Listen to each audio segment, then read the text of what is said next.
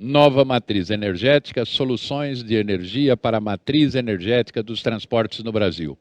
Como estabelecer a complementariedade entre as soluções de energia para a matriz energética no Brasil.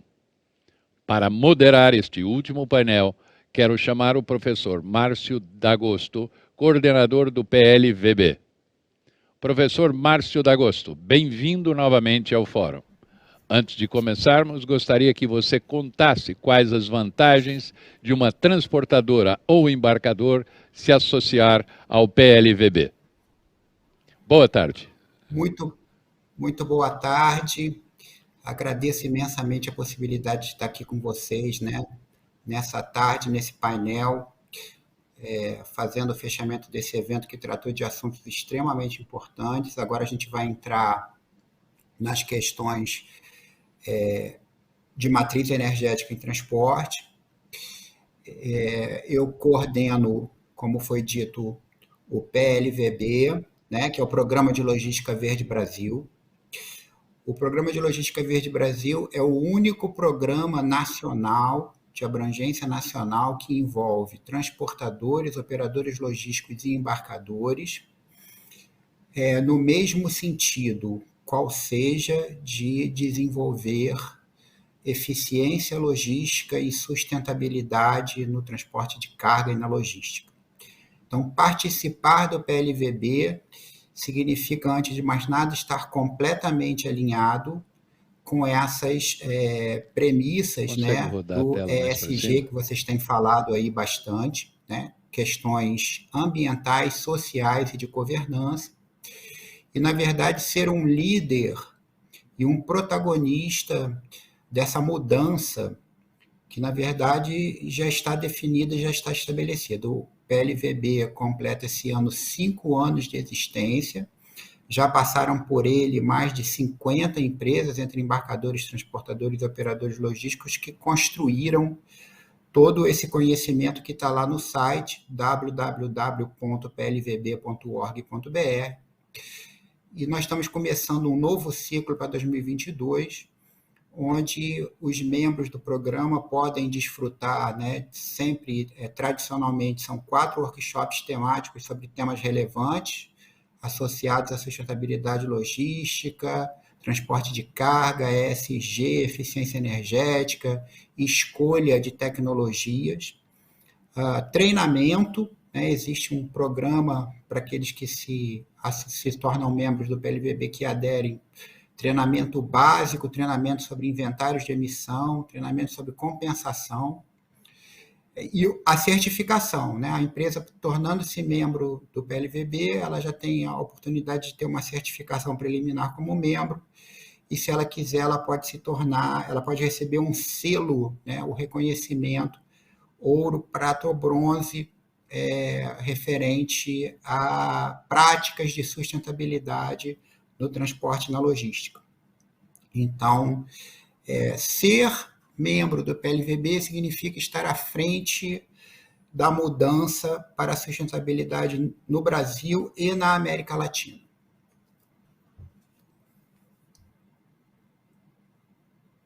Mande o painel e nos apresente os painelistas, por favor. Então, essa tarde aqui nós estamos, esse painel ele é composto pelo Jonas Leonardo Barbosa Rabelo, que é o coordenador de logística.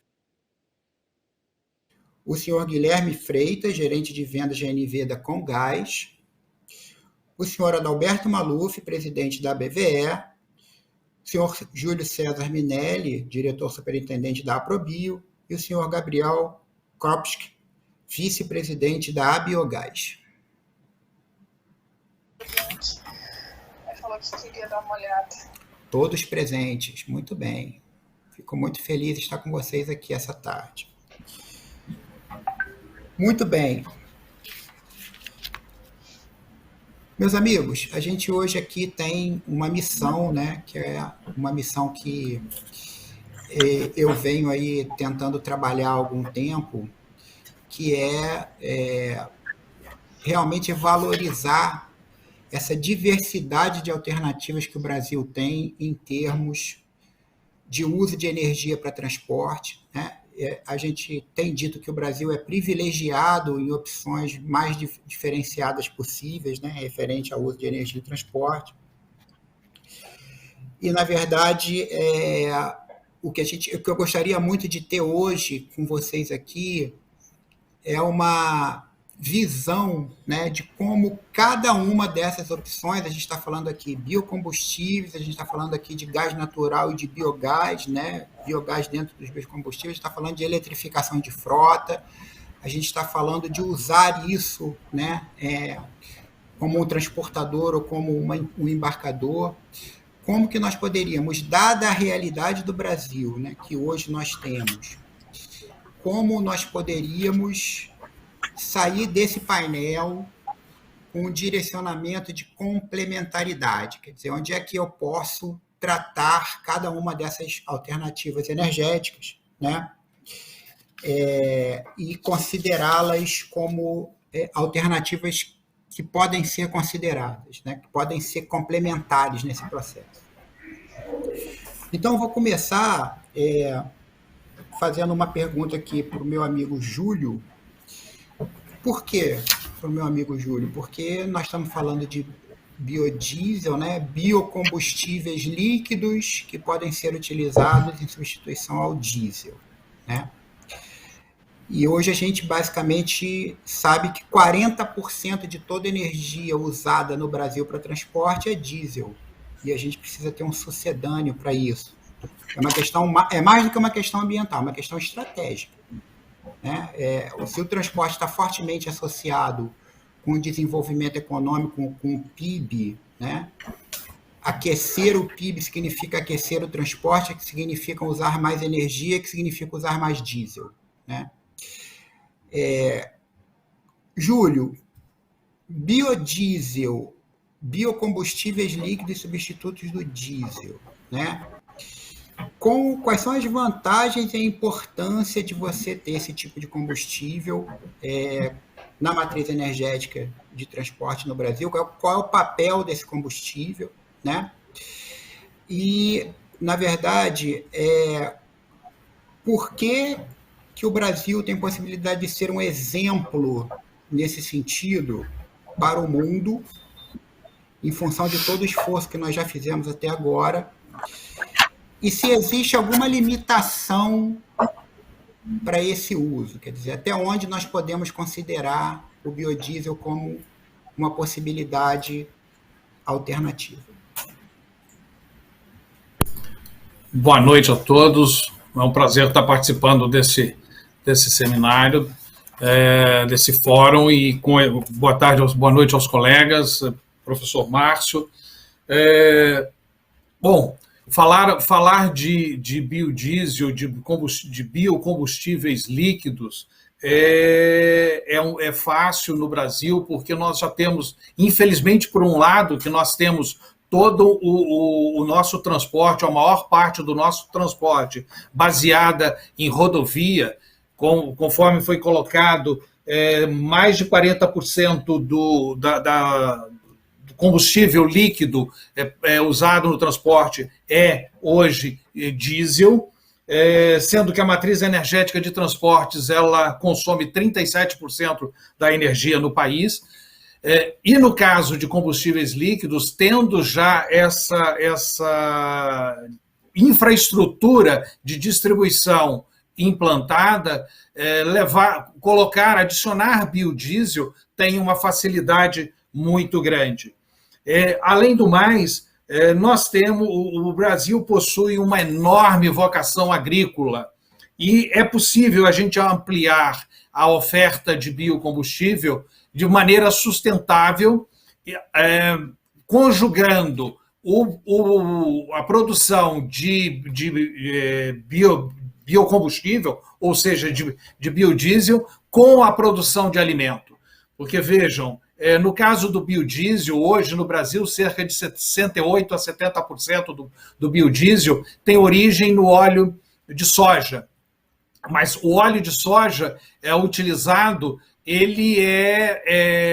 ou seja, a soja plantada não é utilizada para plantada para fazer biocombustível. Ela é plantada para fazer o farelo esse que vai se transformar em alimentar os animais, ou seja, você transforma uma proteína vegetal em proteína animal e ajuda a agregar valor a toda essa cadeia. Portanto, se falar em combustíveis líquidos sustentáveis, biocombustíveis, é aproveitar toda uma infraestrutura que a gente tem montada no país, é aproveitar toda a vocação agrícola que nós temos, e é possível a gente ampliar essa oferta com sustentável. E, além do mais, eu falei de cerca de 70%, mas as outras matérias-primas, grande parte delas, já podemos transformar em biocombustível, em biodiesel ou em outros biocombustíveis avançados que, com certeza, virão, as gorduras animais. Portanto, o sebo, que há algum tempo atrás a gente está falando, biodiesel já podemos falar aí em 14, 15 anos de estrada, mas ainda é novo se comparado com o etanol do ciclo Otto, né? Mas nesse tempo lá atrás, a gordura animal era um problema, era um passivo ambiental, e nós conseguimos dar valor a esse produto, portanto, também agregar valor à cadeia da carne e, com isso, transformar esse passivo numa energia líquida que utiliza toda a infraestrutura. Com relação à limitação técnica, você precisa de ajustes. Com certeza, alguns equipamentos necessitam de ajustes, mas nós tivemos vários testes feitos no Brasil, acompanhados e coordenados pelos ministérios, onde foi comprovado a possibilidade de utilização do biodiesel até B15, mas nós temos outras experiências, nós temos experiências no Brasil de utilização de até B100, ou seja, nós temos há mais de 10 anos, né, em Curitiba, vários ônibus rodando com 100% de biodiesel, portanto, sem nenhum problema técnico. Nós temos na Europa vários equipamentos que são habilitados, que você tem uma lista de habilitação, que podem usar B20, B30 e mesmo B100. E aí, ou seja, falo em termos de Europa que utiliza hoje o Euro 6, portanto, um equipamento mais avançado, que nós teremos a utilização aqui, que será o nosso o CONAMA P8, a partir de janeiro de 2023, portanto, com utilização de 20%, 30%, 100% de biodiesel, o que indica que não temos limitação. O biodiesel brasileiro hoje tem uma das especificações mais rígidas do mundo, e nós estamos ainda buscando um aperfeiçoamento, o setor de biodiesel vem trabalhando junto com a ANP no sentido de essas especificações e ainda melhorar a qualidade do biodiesel brasileiro. Como introdução é isso, Márcio. Você está sem som. Você está sem som, Márcio. Agradeço muito as suas explicações e até destaco uma questão importante que você pontuou, é que no caso de determinadas fontes de matéria-prima para o biodiesel, você ainda gera uma circularidade na economia, né? Você, na verdade, aproveita de alguma forma resíduos ou matérias-primas que tinham baixo valor ou nenhum valor e valoriza isso. Isso é interessante porque nós temos aqui no painel também a possibilidade de explorar a questão do biogás. A gente vai fazer isso logo em seguida, né, que é uma outra alternativa bastante interessante. Mas para chegar no biogás, eu ia primeiro convidar ao Guilherme, né, que pode passar para nós uma visão mais ampla da questão do uso do gás natural como uma das alternativas substitutas ao diesel, né? E quando eu faço essa pergunta para ele, eu queria direcionar da seguinte maneira, né? Então, a gente tem a alternativa de usar o gás natural. Existe uma possibilidade interessante de uso de gás natural, inclusive por representar uma queima mais limpa e, portanto, uma redução potencial de poluentes atmosféricos, né? Além, obviamente, da emissão dos gases de efeito estufa. Porém, nós sempre estamos nos deparando com a questão de custos, né? Quer dizer, eu vou ter, de fato, a possibilidade de que eu tenha esses benefícios de uma forma com que eu consiga manter os custos operacionais, né? Então, eu queria que você nos contasse um pouco, né, da experiência de vocês quanto a isso, quanto às ações da Comgás, né, no sentido de ampliar o uso de gás natural, e a questão do uso de gás natural tanto em caminhões quanto em ônibus, né? Eu queria que você desse uma visão para a gente. Perfeito. Boa noite a todos também. Professor Márcio, um prazer estar aqui participando do Fórum Transporte Sustentável. Também agradeço aí o Rodrigo pelo convite. O evento está muito bem feito. Todos os painéis anteriores contribuíram muito para a evolução do transporte. Também todos os colegas de painéis aqui, a gente acha que tem uma bela contribuição para poder passar a todos aí com alternativas, né, energéticas para o transporte. Nesse sentido, professor, acho que é uma pergunta bem interessante. Hoje, realmente, o gás, ele acaba sendo uma boa alternativa, né? Como o senhor mesmo falou, já vem trabalhando aí, já vem sendo comum já tendo a substituição do diesel pelo gás natural. Então, a gente já vê o gás natural como uma infraestrutura que consegue atender o diesel. A gente pode falar que hoje no Brasil são mais de 1.600 postos com GNV.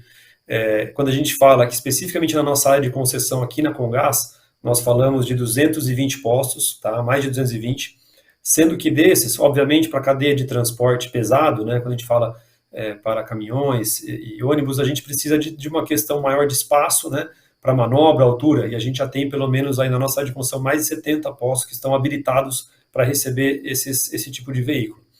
Então, o gás, ele hoje, quando a gente fala em termos de infraestrutura, sim, ele tem uma boa infraestrutura já na região, ele acaba sendo uma alternativa interessante, e quando a gente olha a questão do custo, né, que foi comentado até pelo senhor, a gente pode sim mostrar que ele é viável, né, economicamente, ele sim traz as emissões, uma redução das emissões, estamos falando aí, gás rural, comparando ao diesel, em média 20% de redução de emissão de CO2, então a gente vê diversas empresas aí que hoje estão buscando reduzir as emissões com apelos ambientais sustentáveis, então acho que vem plenamente de encontro, ou seja, a gente consegue ter uma solução hoje que já traz 20% de redução de emissões.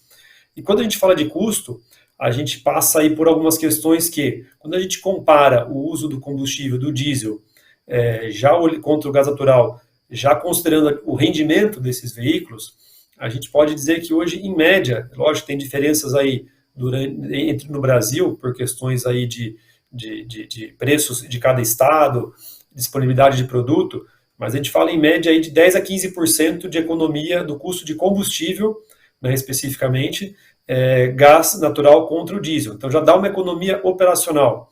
Obviamente que existem outros custos que têm que ser avaliados na operação como um todo, como a questão do custo de aquisição do veículo, né, mas olhando a operação em si, já consegue trazer essa economia. Por outro lado, a gente também faz um estudo que nós podemos oferecer, aqui especificamente na nossa área de concessão, um tipo de abastecimento para frotistas, para indústrias que têm uma frota maior, um abastecimento dentro das empresas. E isso a gente consegue trazer reduções de custos, até 40% de redução do custo de combustível. Quando a gente olha todo esse cenário, a gente sim pode responder que a gente consegue trazer uma economia de combustível e a gente também consegue trazer redução de emissões. Então a gente consegue aliar hoje coisas que nem sempre, quando a gente fala de vamos ter um transporte mais limpo, sustentável, geralmente a gente fala, bom, então vamos ter que pagar mais caro, vamos ter que agregar valor na cadeia. E quando a gente fala do gás natural, a gente consegue ter esses dois aspectos, de redução de emissões e também de redução de economia de combustível, tá? Quando o senhor complementou com os outros pontos, né, o que nós estamos fazendo dentro dos projetos aqui, a gente tem trabalhado sim também em parceria com outras distribuidoras, né, porque o transporte, quando a gente fala de carga pesada, ele é Brasil, ele não fica somente aqui em São Paulo. Então a gente está sim vendo parcerias com outras concessionárias e consultorias que estão dando apoio para a gente fazer um projeto corredores azuis em toda a parte do sul do Brasil, sudeste e nordeste, de modo que a gente vai ter uma integração em toda a faixa do litoral aqui do Brasil, com corredores sustentáveis que vão ter postos de abastecimento para todo o veículo pesado. É claro que isso é um projeto, aí nós estamos falando de projetos, iniciativas de curto, de médio e longo prazo. Essa é uma iniciativa que ela é de médio prazo. Nós temos iniciativas de curto prazo, onde a gente trabalha com empresas e transportadoras analisando as rotas pontuais, ou seja, rotas cativas que vai de um lugar para o outro, né? Então ele tem um ponto A e um B, ou um A e um C, mas que ele sempre volta para algum ponto específico, onde já é viável trabalhar com esse tipo de veículo, sempre respeitando a autonomia dos caminhões, que é importante ressaltar. Hoje tem uma autonomia aí de 400 a 500 quilômetros, dependendo, obviamente, da carga que ele está levando, mas já são projetos interessantes, além de parcerias que nós estamos fazendo com montadoras, junto ao Ministério de Economia, Ministério de Minas e Energia, várias entidades, junto à própria ABGás, a Biogás, que está também fazendo esse trabalho, para poder ampliar o uso do gás e trazer mais opções, deixar cada vez mais competitivo e mais disponível, tá? Por fim, né, a última pergunta, professor, que o senhor colocou, o que a gente pode olhar para a parte também de ônibus, né? O ônibus também, hoje, temos já um produto que ele já é homologado, disponível, e nós também estamos fazendo um estudo, inclusive objeto do projeto de P&D, onde a gente está fazendo estudos econômicos, financeiros e operacionais para viabilizar os pontos, né, de abastecimento dentro das garagens operadoras de transporte público. O transporte público tem uma vantagem grande na operação nesse sentido, porque os ônibus eles saem de uma garagem, rodam, né, nos municípios e retornam para a garagem. E quando a gente olha o veículo, ele tem autonomia para poder fazer esse giro e voltar a abastecer no próprio local. Então ele tem uma vantagem nesse sentido, além do próprio custo. Ele vai ter o abastecimento dentro da garagem e consegue ter um custo de aquisição do gás mais em conta.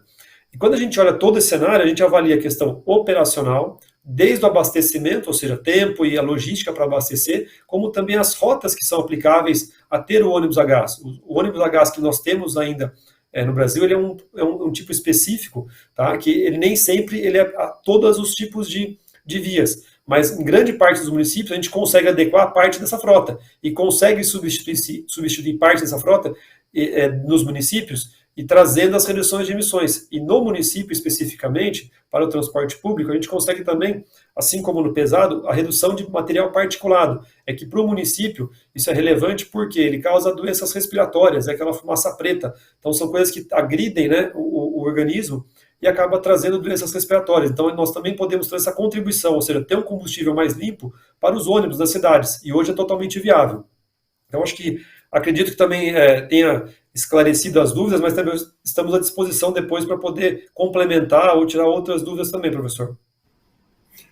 Muito obrigado, meu amigo Guilherme. Eu vou passar para o Gabriel, mas antes de passar para o Gabriel, que vai falar sobre, complementar o que você apresentou falando sobre o biogás, eu já queria deixar aqui uma prévia, né? Nós, 4 de novembro, nós vamos ter um evento lá do Programa de Logística Verde Brasil, com um evento de apresentação de estudos de caso das empresas membro. Uma das empresas membro do PLVB já há 2 anos é a Jomed, é uma transportadora que acho que foi a primeira transportadora a usar caminhões a gás da Scania. O Gabriel está fazendo sim com a cabeça, porque eu tenho certeza que ele conhece o projeto, porque ele me apresentou isso, acho que há uns 2 anos atrás. E a Jomed estabeleceu o seguinte, a meta dela era reduzir 20% de emissão de dióxido de carbono e 5% dos custos operacionais. Eu vou dizer para vocês que assistam lá o 4º workshop do PLVB para vocês verem quanto eles ultrapassaram dessa meta. Porque eles atingiram facilmente essa meta e ultrapassaram, né? Usando gás natural e biogás. Eles usam e comprovam, né, eles estão usando e comprovando essa mistura, na verdade, esses abastecimentos sucessivos. E aí, Gabriel, é o seguinte, na verdade a gente usa gás natural, mas eu gostaria de usar mais ainda biogás, né? Porque o biogás está associado muitas vezes à utilização, ao reaproveitamento de um resíduo urbano, né? Seja no aterro sanitário, seja nas estações de tratamento de águas, né? Que você pode gerar biogás. Ou seja, você está consorciando dois desafios das cidades, que é transporte e gestão de resíduos. E aí a pergunta é exatamente essa, né? Como é que está esse potencial de uso de biogás no Brasil? Onde é que ele está predominando? Quer dizer, onde é que eu posso começar a recomendar, vamos usar biogás, né? E quais são as principais características desse combustível alternativo que, na verdade, justificam, né, e potencializam a sua utilização? Bom, só pergunta fácil, né, professor? Mas vamos lá. Eu vou começar pelo final. O que é o biogás, né? A gente fala muito. E o biogás pode ser muita coisa. É importante que a gente defina aqui na nossa discussão. Nós estamos falando do biogás para uso como combustível, né, no transporte, seja de veículos leves, seja de veículos pesados. Esse biogás, ele é um biocombustível oriundo da matéria orgânica, que ela é decomposta, e ela, do próprio processo natural, esse biogás ele é gerado e depois ele é tratado para que ele atinja uma especificação definida pela Agência Nacional de Petróleo para todo o território nacional.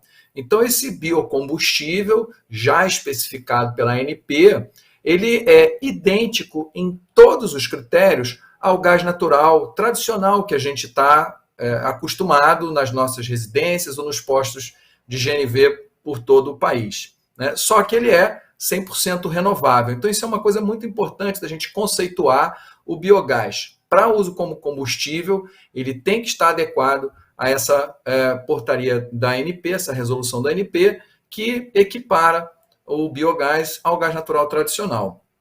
E ele é oriundo de diversas fontes, proveniente de resíduos, isso é uma coisa também muito importante a gente falar. Todo o biogás no Brasil, ele é oriundo da decomposição da matéria orgânica proveniente de resíduos, seja dos resíduos urbanos, como o senhor mencionou, o nosso lixo caseiro que vai para o aterro sanitário, o nosso esgoto que vai para as estações de tratamento de efluentes, ou o próprio resíduo da agroindústria também, seja da produção agrícola, seja da criação de animais, né? Criação de suínos, de aves, enfim, tem uma diversidade muito grande.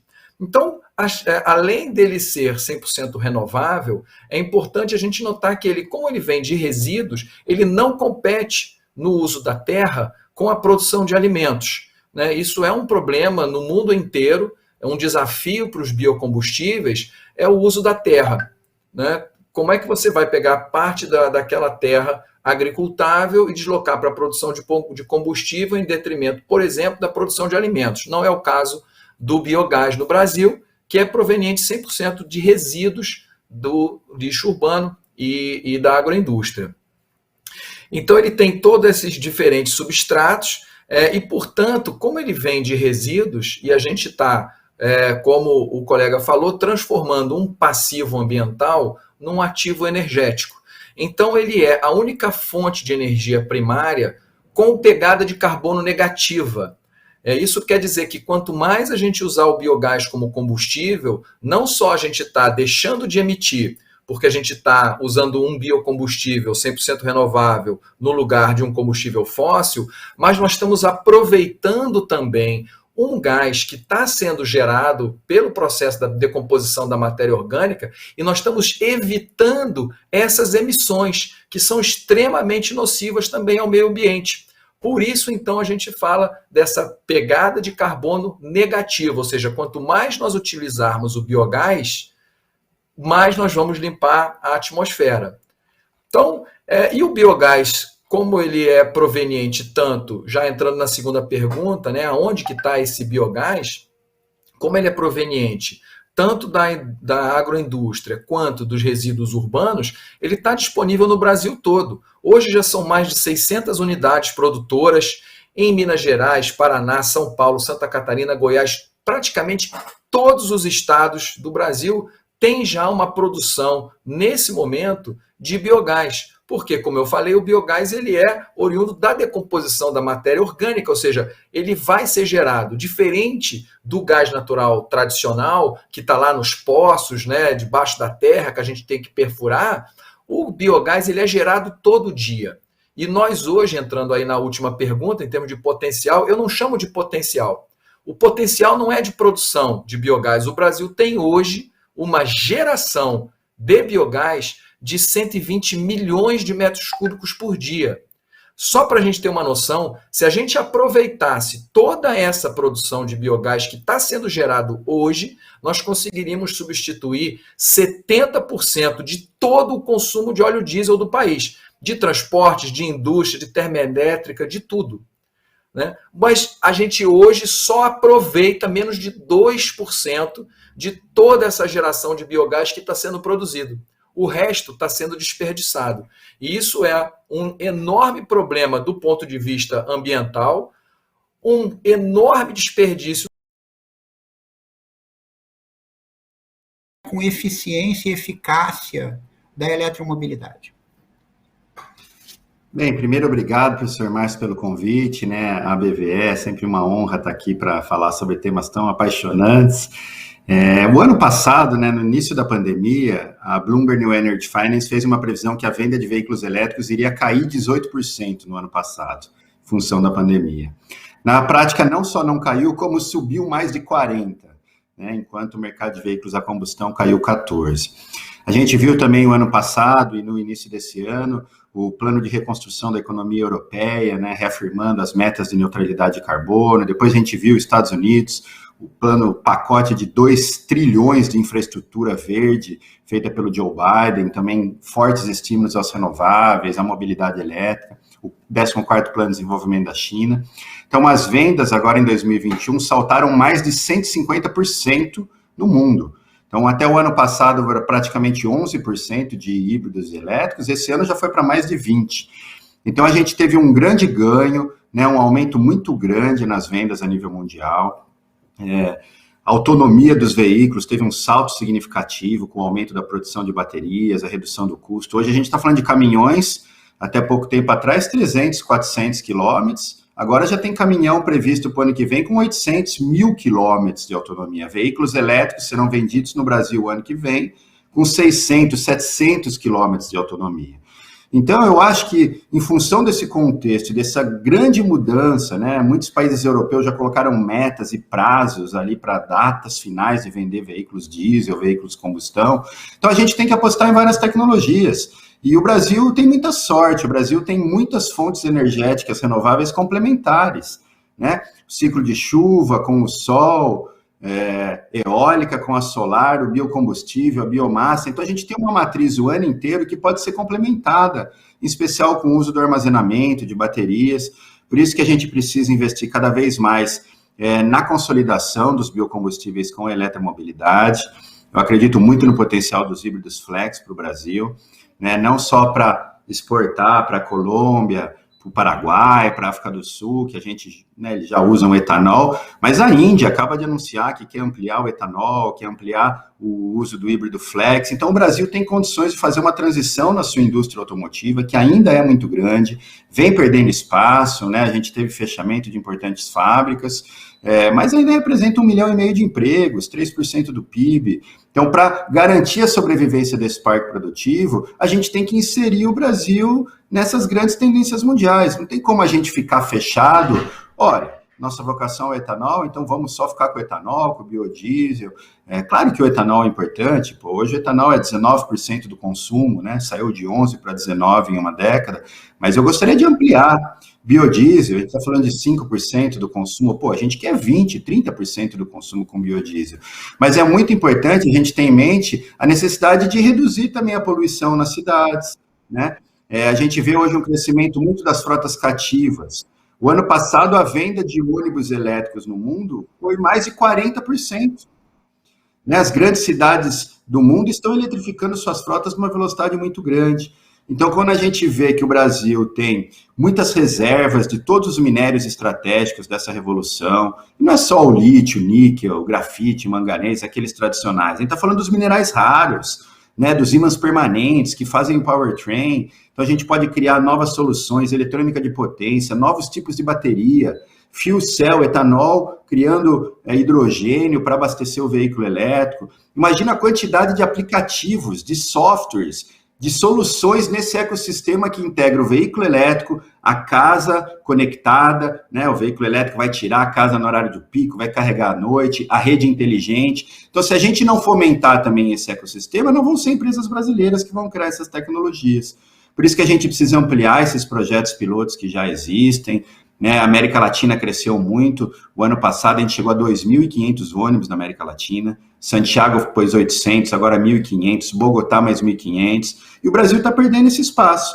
Quem exportava ônibus para o Chile, para a Colômbia, para a América do Sul toda era o Brasil. Nos últimos 2 anos a gente perdeu esse mercado. A China ocupou esse espaço. E não é vendendo ônibus diesel de baixa qualidade. Não, é vendendo elétrico, é vendendo híbrido, né? É trazendo ônibus a hidrogênio. Então, a gente tem um acordo de livre comércio, Mercosul-União Europeia, que, na minha opinião, traz um desafio muito grande para a sobrevivência do parque produtivo nacional. Então, a gente precisa rapidamente fazer essa transição para a indústria do futuro, para reverter esse processo de desindustrialização.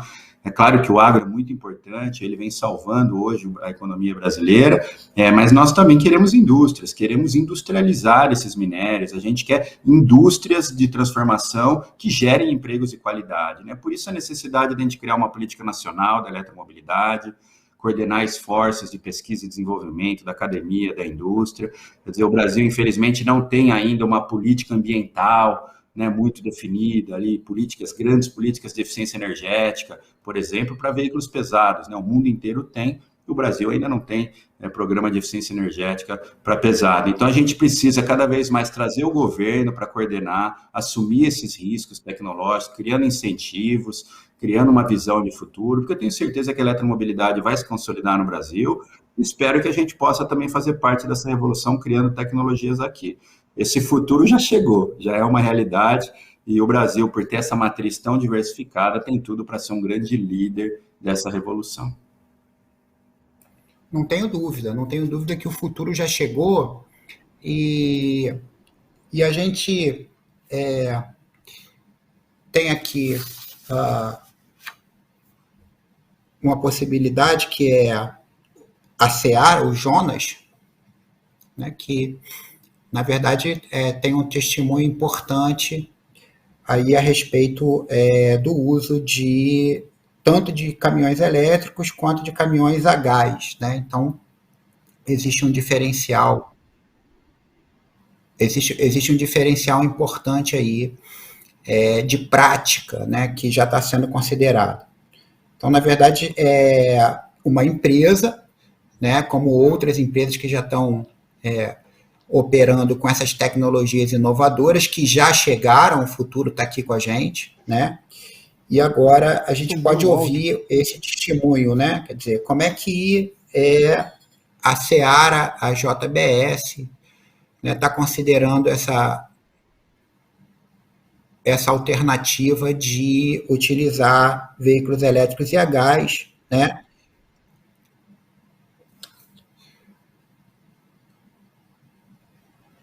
Ele não está conseguindo ouvir a gente?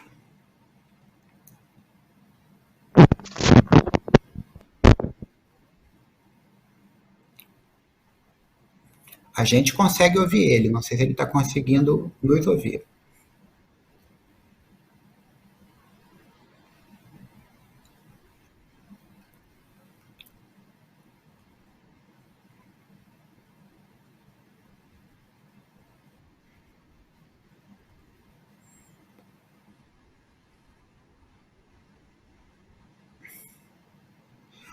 Bom, enquanto ele está tentando se reconectar,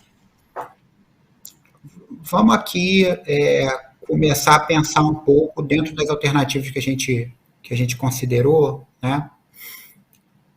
Devolver a palavra para o Júlio, Júlio, uma das coisas que o Adalberto, num determinado momento, ele falou assim, não, nós queremos ter 20% de biodiesel, né, na nossa matriz energética.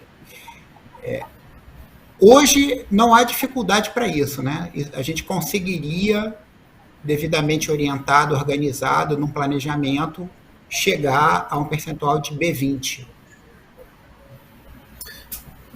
Com certeza, professor Márcio.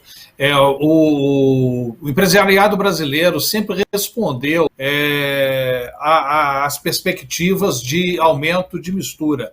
Ou seja, hoje, veja, nós temos uma capacidade instalada hoje de quase 13 bilhões de litros. O consumo ano passado foi de 6,4 bilhões. Nós devemos chegar esse ano, com todos os atropelos que nós estamos enfrentando, deveremos chegar a próximo a 7 bilhões de consumo. Portanto, temos aí uma capacidade ociosa suficiente para atender às necessidades e, com certeza, ainda há investimentos para mais ampliação de capacidade. Legal. Guilherme, na tua fala, quando você falou a respeito dos postos de abastecimento, você chegou a citar a questão de que, no caso dos pesados, em particular caminhões, né, a gente precisaria ter uma infraestrutura de abastecimento diferente, por exemplo, do que eu uso para automóveis, né? Como é que está isso no Brasil e até onde você sabe, até onde você conhece? E qual seria o caminho? Quer dizer, já existem postos adaptados para caminhões, e isso está caminhando? Quais são as áreas mais propensas a gente utilizar? Como é que está isso? Perfeito, professor. De fato, o que é importante colocar, os caminhões a gás hoje que estão saindo, né, sendo fabricados no Brasil, eles são aptos a ser abastecidos tanto no postos normais, né, então ele sai de série com uma válvula NGV padrão, que ele pode ser abastecido no mesmo bico que o do veículo, vamos dizer assim, no mesmo local de abastecimento, tá? Mas, de fato, se tiver um sistema adequado de alta vazão, ele é mais rápido, tá? Como o mercado, de fato, de caminhões, ele está ainda no início, ou seja, está começando, ele deve ter aí por volta de 100 e poucos caminhões rodando no Brasil a gás aí, no máximo 200 caminhões, a gente ainda está no começo dessa transição. Então, a gente tem poucos postos que já estão começando a fazer essa adequação, mas a gente tem vários que já estão olhando esse mercado e já fazendo, vamos dizer assim, os projetos para poder trabalhar isso. Então, quando eu falo aqui em São Paulo, a gente tem um que ele está já com um bico de alta vazão, ele abastece em torno de 20 minutos um caminhão, tá? Mas quando a gente vai para o processo normal, que é o que se encontra na maior parte dos postos aí do Brasil, o abastecimento, de fato, ele vai demorar de 40 a 50 minutos para abastecer os 200 metros ali que cabe no caminhão, 200 a 230, dependendo da pressão. Mas é uma coisa que, na verdade, a gente acredita que isso está, até pelo que a gente está vendo, está aumentando. Então, os próprios operadores, né, de postos já estão vendo a necessidade, porque está aumentando a quantidade de veículos, de caminhões pesados, né, rodando nesse sistema, e já estão vendo a necessidade de colocar esse sistema de alta vazão. Então, aí, qual é o processo? É, de fato, ter, primeiramente, um dispenser e uma válvula, um bico de alta vazão, e aí existem outros estágios de adequação que, conforme vai aumentando a quantidade, pode ser colocado um compressor adicional para poder, de fato, dar mais velocidade ainda no abastecimento, tá? Muito bem. Jonas está de volta aí. Jonas, está ouvindo a gente? Consegue ouvir bem? Opa, professor, tudo certo agora aqui. Então tá. Então agora você vai contar para a gente. Agora você vai contar para a gente assim, bom, legal, o discurso de vocês foi muito interessante, mas eu sou o cara que usa o caminhão elétrico e usa o caminhão a gás.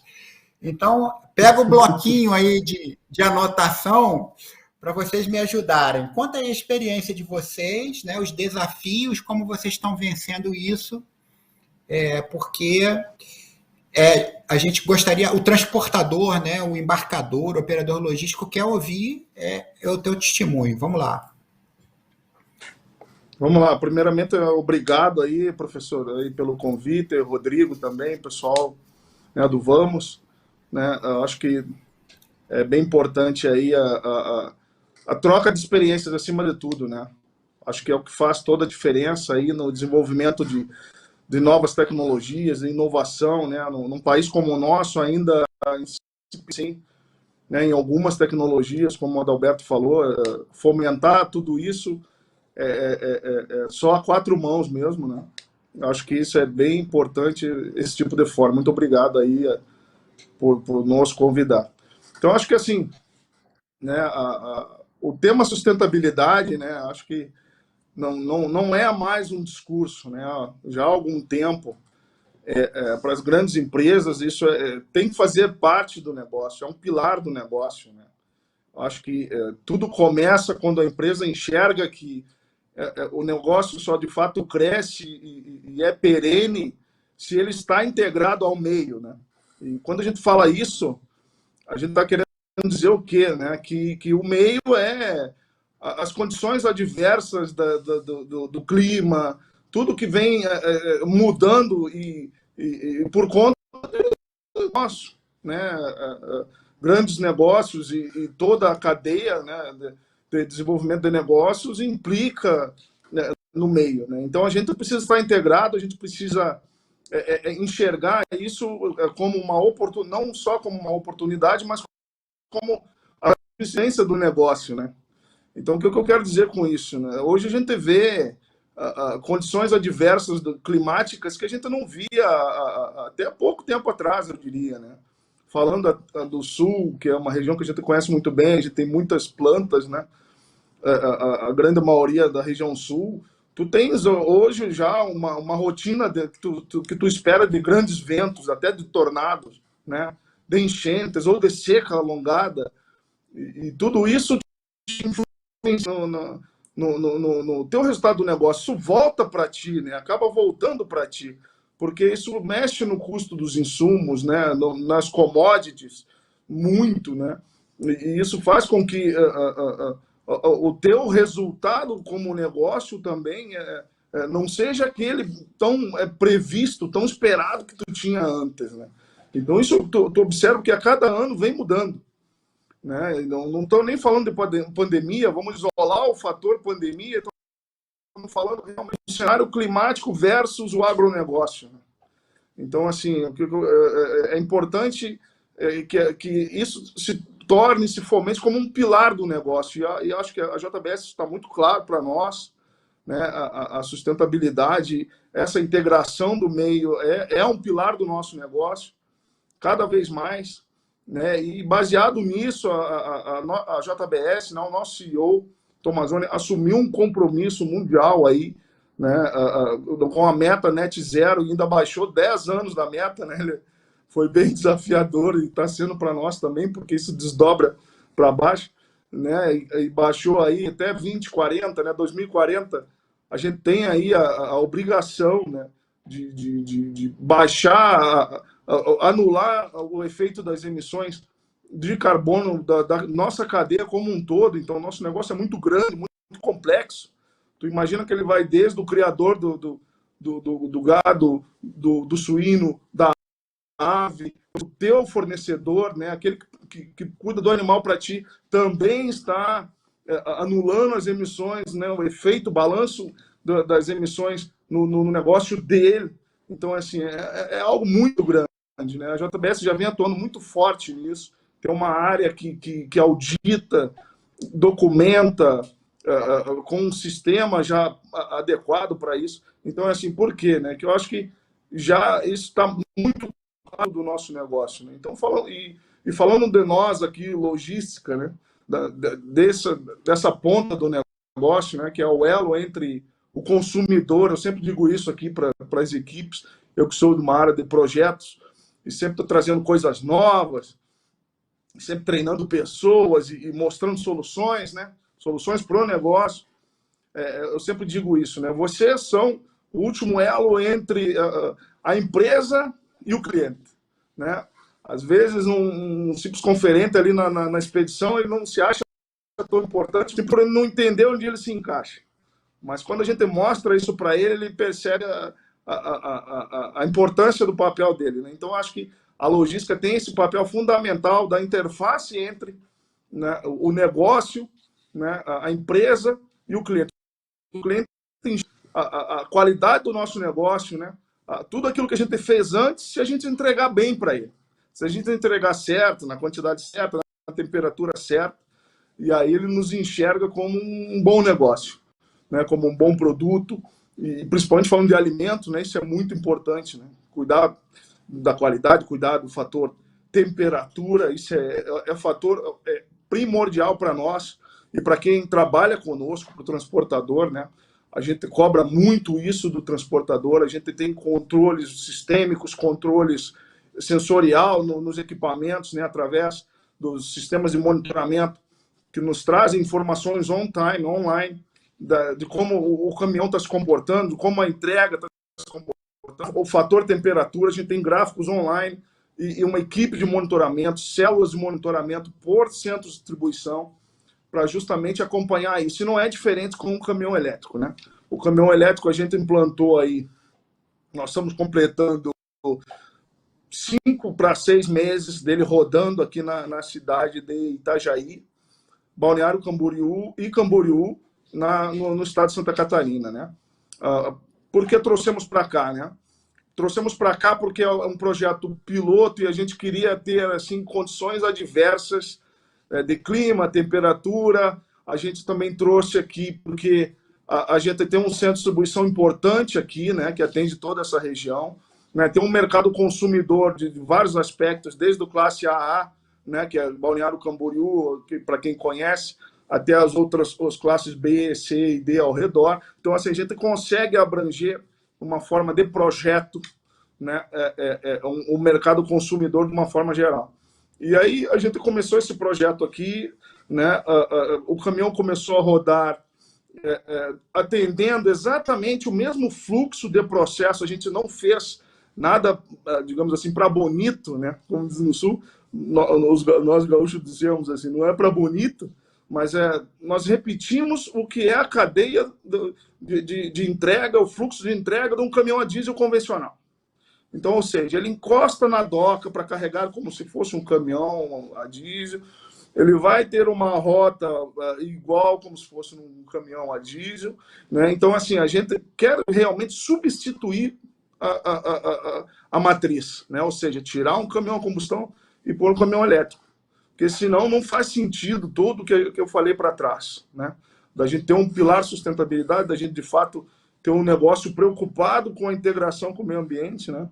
E a gente tem que fazer dar certo esse projeto, né? É um piloto que precisa dar certo, precisa de fato substituir a tecnologia, né? Então, para isso, assim, a gente sai hoje, professor, com uma média aí de 20 a 30 entregas. Eu pessoalmente, nos 15 primeiros dias de rodagem do caminhão, eu fui junto, eu fui o ajudante do motorista.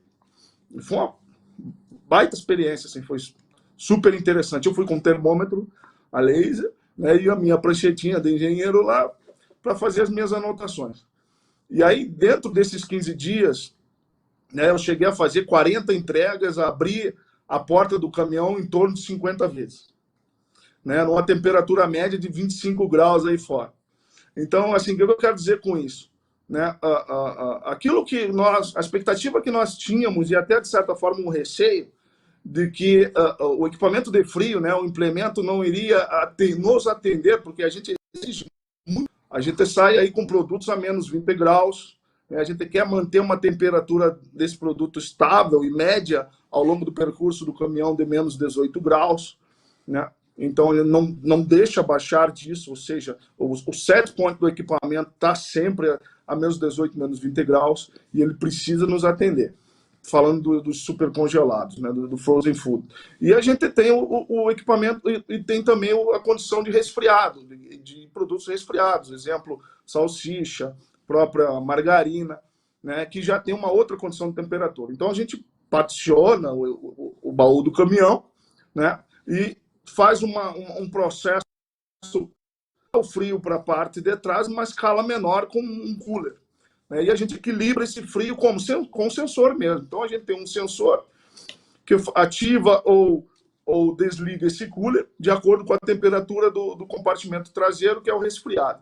E a gente tem o sensor da parte do congelado. Então, ele fica ligando e desligando o equipamento e, enfim, trazendo a quantidade de frio que a gente precisa. Tá? O que a gente aprendeu ao longo desses 5 meses, né? e eu nas minhas 2 primeiras semanas lá, os 15 dias que eu rodei, a gente precisava otimizar ao máximo o equipamento de frio, no sentido de não só da escala de frio que ele precisa chegar, mas também da forma com que ele trabalha. Projetos de inovação tem disso, né? A gente está aprendendo, digamos assim, trocando o pneu do caminhão em movimento. É uma máxima, mas é fato.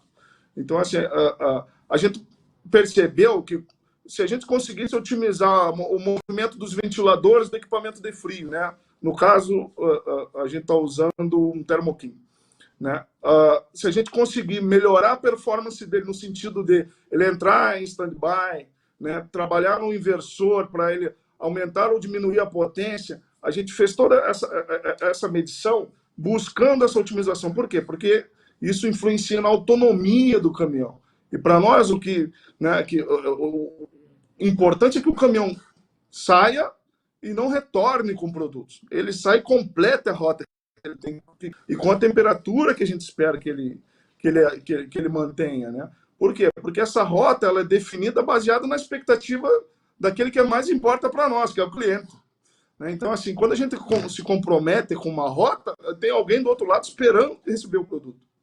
E receber o produto bom, né, obviamente, na condição de temperatura adequada, porque produto alimentício, né, o cartão, né, a cartolina, a embalagem, ela é sensível à temperatura. Se ele sofre um descongelamento aí da temperatura 7 pontos, até uns 2, 3 graus, a caixa vai amolecer.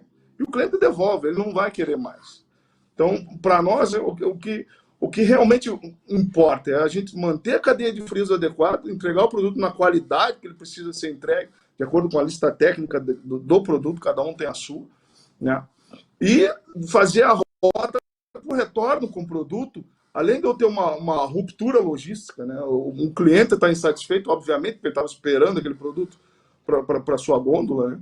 Muitas vezes até o consumidor final, porque já houve uma visita e se acabou aquele produto na gôndola dele, né? O consumidor foi lá, eu vim comprar salsicha no Seara, e não tem. E aí tu espera a tua entrega e teu caminhão não chega, né? Ou chega com um produto inadequado no aspecto qualidade inadequado. É um problema. É uma ruptura para nós. Então, assim, olhando como negócio, mesmo sendo uma solução, uma matriz limpa, etc., um projeto inovador, para nós, como negócio, ele tem que dar o resultado do negócio anterior. Isso não muda. Isso não muda para nós. É adequar as condições do nosso negócio, que é o quê?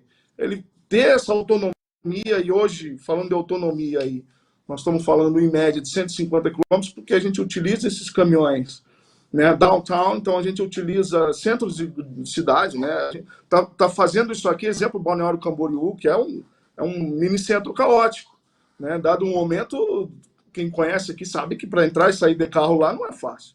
Então, e depois a gente levar isso para São Paulo, para Rio de Janeiro, Belo Horizonte, Curitiba, grandes centros urbanos, né, porque a autonomia média desse caminhão, hoje, o cenário atual, né, não estou falando, o Adalberto está me falando, quando eu fico faceiro aqui, né? Fico faceiro. Porque essa autonomia de 400, 500, imagina. Aí eu já começo a pensar num outro trajeto, eu já começo a pensar em rotas média, longa distância, que são cenários que a gente hoje enxerga com um GNV, mas não com o elétrico, né? Talvez com um híbrido, mas é uma tecnologia que a gente está discutindo ainda. Mas daquilo que a gente tem em mãos, a gente só consegue atender centro de cidade. O que já é muito bom, porque é onde se concentra a maior parte do problema de poluição, principalmente, né? E a gente está substituindo a matriz, né, combustão, né, a CO2, tirando o CO2 e colocando a matriz limpa. Cada caminhão EVUC, para efeito de curiosidade, o que é o EVUC, né? A gente está falando do caminhão VUC, veículo urbano de carga, até 9 PBT, 9, né, o peso composto total. Para cada caminhão que a gente tira diesel equivalente a um caminhão desse, nós estamos tirando 5 toneladas de CO2 por mês da atmosfera. Então, assim, tu imagina, tu frotizar isso num grande centro de cidade, tu está contribuindo, assim, de uma forma grande com a qualidade do ar daquele lugar. É fato. Trocar mesmo. Então, a gente fazendo com que o caminhão funcione dentro daquilo que a gente espera dele, aspecto de autonomia, né? E nos atendendo na temperatura, a gente consegue, de fato, dizer que essa matriz, esse projeto faz todo sentido. E o que hoje eu observo de grande desafio justamente é o equilíbrio. Essa linha é muito tênue, né? Entre o equilíbrio entre a autonomia do caminhão e a performance do free. Porque a gente precisa, e a gente não abre mão, JBS, Seara, da qualidade dos nossos produtos com a escala de free que a gente precisa ter. Isso a gente não abre mão, a gente cobra pesado do transportador, a gente sabe, atua muito forte nisso, porque está lidando com alimentos, a gente está lidando com a saúde das pessoas, né? Então isso é muito, muito sério. Muito obrigado, Jonas. Estamos fechando, então, agora, né, nosso painel. Em 2 palavras aí, Adalberto, que o Jonas acabou de falar para você, que pode trazer o caminhão elétrico na pior condição que tem, que é um caminhão elétrico urbano para refrigerado, né, para sorvete. Vai botar na frota daqui bom. Funciona. Então, em 2 palavras aí, meu amigo, o que você tem a me dizer? Vamos trazer o caminhão elétrico. Não, inclusive a gente tem cliente aí com furgões elétricos já climatizados, inclusive entregando sorvetes em São Paulo, né? Mas é uma grande revolução, né? 2022 aí tem essa promessa já de caminhões com 400, 500 quilômetros, então realmente vai se ampliar muito. O Brasil tem uma matriz energética muito diversificada, a energia solar fotovoltaica cresce muito, então essa sinergia da eletrificação junto com a geração distribuída, né? Cito a cidade de São José dos Campos, pôs uma frota de ônibus e foi lá e ele citou uma usina solar para abastecer todos os próprios públicos, os prédios da prefeitura e também a frota de ônibus. Então, grandes operadores logísticos, grandes empresas devem ir por essa linha, né, da eletromobilidade caminhando com a energia renovável. O Brasil tem espaço para crescer tudo, biocombustível, a solar, a eólica e a eletromobilidade. Espero que a gente não fique para trás, para virarmos somente consumidores dessas tecnologias que virão no resto do mundo, porque a gente realmente tem condição de desenvolver muita coisa. O Brasil é líder em eletrônica de potência, em baterias, em powertrain, então tenho certeza que a eletrificação vai ser uma realidade aqui também. Espero que a gente esteja aí liderando esse processo, nessa revolução no Brasil e na América Latina. Obrigado, professor. Também espero. Legal. E, Gabriel, usando corredores de biogás, né?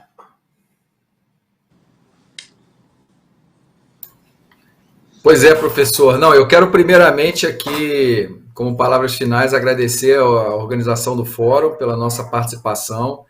Estou meio chateado porque o Jonas ele falou aqui da experiência dele com o elétrico e com o GNV, mas ele ainda não experimentou o biogás, então eu estou meio triste com ele, mas eu faço um convite aqui para ele participar lá com a gente na Biogás. Nós temos um fórum exclusivamente para indústrias e embarcadores, nós estamos discutindo aí já projetos e desenvolvendo projetos em conjunto com diversas indústrias e embarcadores grandes, né, que estão hoje aí na ponta realmente do uso do biogás para a mobilidade do transporte. E eu acho que é muito importante, quando a gente fala de redução de emissões e zerar emissões, a gente tem que também ter em mente que nós precisamos considerar metas de redução com base em ciência. Então, hoje se fala muito lá fora do Science-Based Targets e, basicamente, o que a gente está falando em metas baseadas em ciências é na visualização e no cálculo das emissões em todo o ciclo de vida, não só do combustível, como do próprio veículo.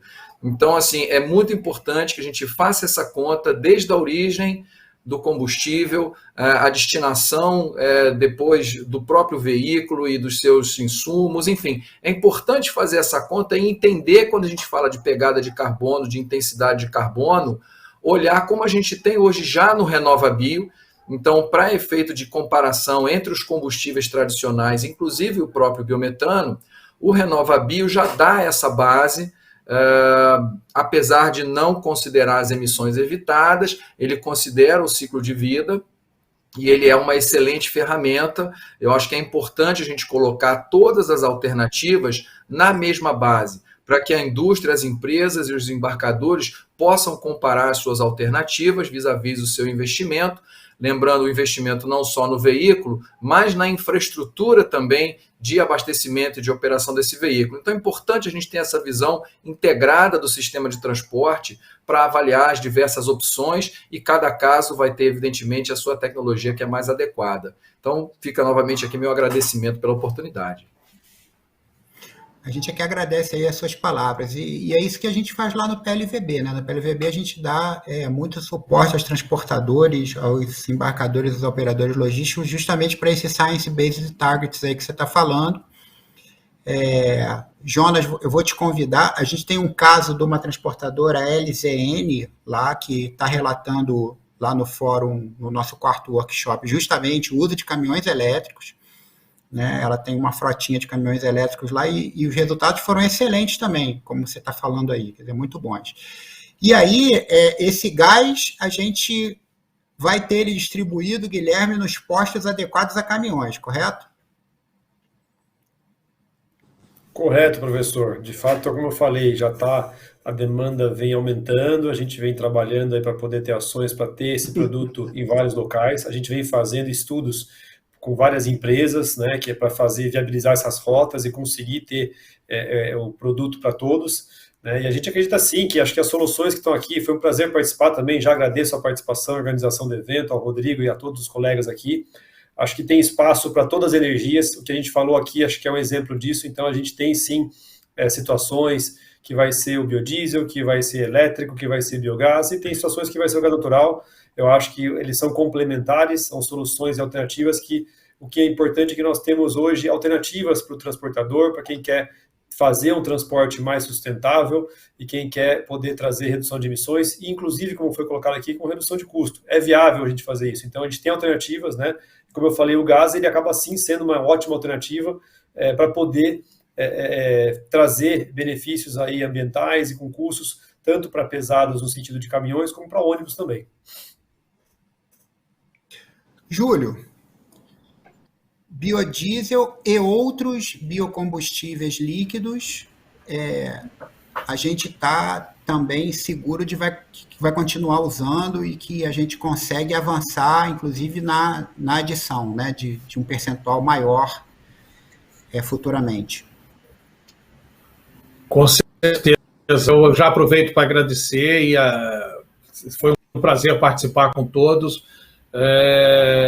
Nós estamos vendo realmente, conforme todos disseram, nós temos várias ativas, o Brasil oferece essa oportunidade, tem grande chance para todos passarem. Com certeza, continuo afirmando que o biodiesel e outros biocombustíveis líquidos têm a possibilidade de ter um avanço mais rápido em função de já termos uma infraestrutura, mas é muito importante destacar o que o Gabriel falou, porque no depoimento do Jonas, ele falou que o caminhão melhora a qualidade do ar no lugar onde ele roda. É imprescindível que a gente considere, conforme o Gabriel disse, o descarte desse caminhão, das peças desse caminhão, de onde está vindo essa energia, ou seja, é importante que a gente analise todo o ciclo de vida, tanto da energia quanto do equipamento de transporte. É necessário que a gente faça uma análise do berço ao túmulo, e não só na utilização final. Porque, e aí, ou seja, eu só extraí que o Jonas não destaca, porque a JBS é uma grande produtora de biodiesel, conforme eu falei, em termos de estarmos prontos para aumentar a produção, a JBS já tem 2 usinas de biodiesel, está fazendo uma terceira no estado de Santa Catarina. Portanto, é uma empresa que também acredita nesse biocombustível, é uma empresa que utiliza e dá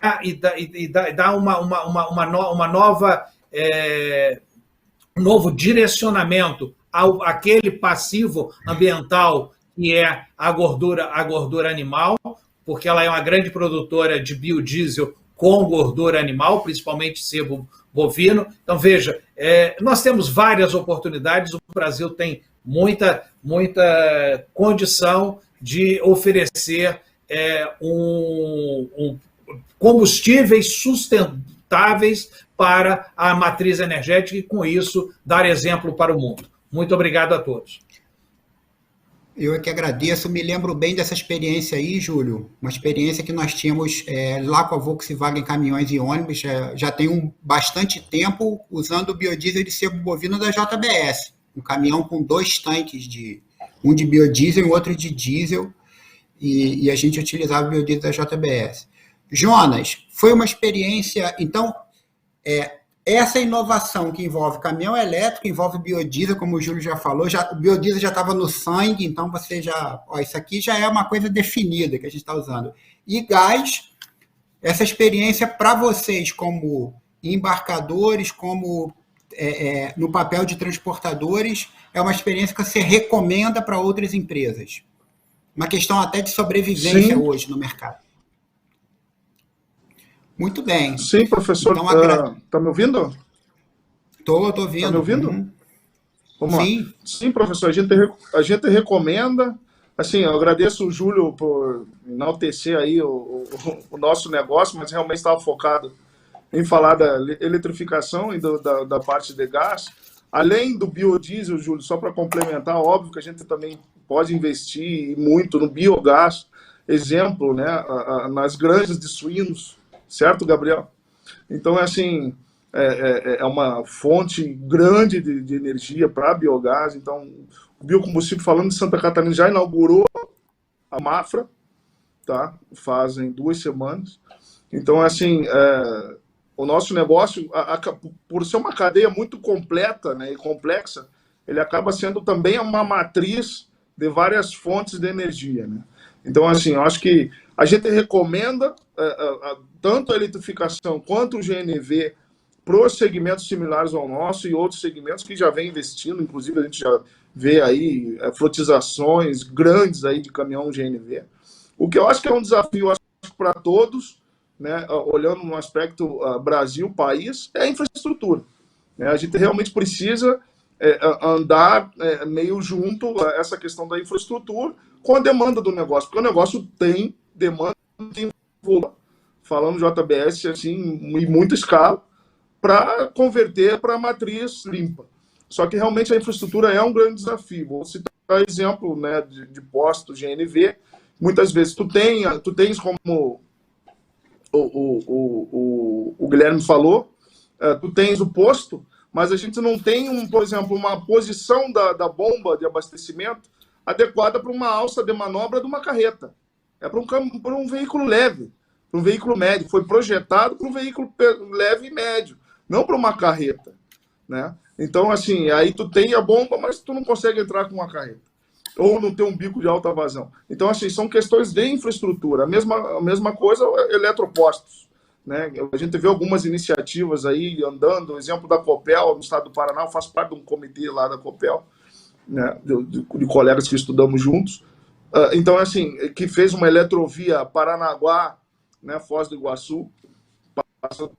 Então, assim, são algumas iniciativas ainda, mas ainda é muito pouco perto da escala de negócio, né, falando do JBS e falando dos outros que demandam, né, por isso. Né? Então, professor, acho que esse é um grande desafio, a infraestrutura no nosso país.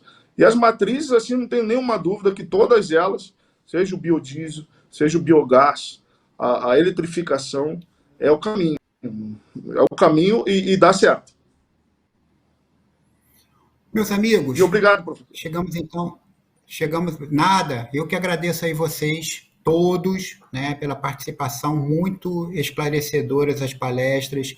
A gente fica muito tranquilo e muito satisfeito em ver que, de fato, o Brasil é um país privilegiado, cheio de opções e possibilidades, e que a gente tem um grupo de pessoas tão bem preparadas, tão conhecedoras, né, tanto de onde essa energia vem, como ela se transfere, como ela se transmite, e como se usa essa energia para promover a sustentabilidade das cadeias logísticas do transporte de carga de passageiros. Então, agradeço muito a participação de todos vocês. A gente encerra aqui o nosso painel, né, e eu devolvo aí a palavra ao mestre de cerimônias.